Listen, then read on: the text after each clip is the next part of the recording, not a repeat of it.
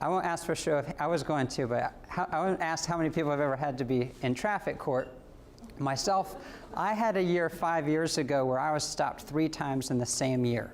All 3 for 15 over.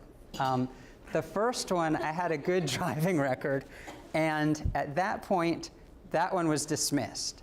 The next 2, one was a sitting judge. The second time she saw me come, she had a substitute sit that day. Those 2 were reduced, and I'm giving this illustration because I want you to know about the points. A speed up to 9 miles per hour over is only a 3-point violation. But if it's 10 to 19, it's a 4-point violation.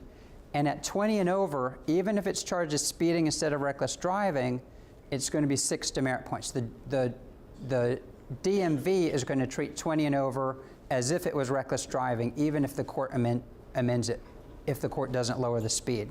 So by fighting each one, if I had just left them all, if I just prepaid 3 speeding tickets, I would have gotten 4, 8, 12 points on my driving history, which would put me pretty close to DMV monitoring and suspension if I got another violation. By having the first one dismissed and the second 2 reduced, instead of 12 total points, I ended up with 6. So it's just a good example of fight each one, because you don't know when something else is good. I mean, hopefully you would never get stopped again, but if you did, you don't want to be building up this bad record behind you.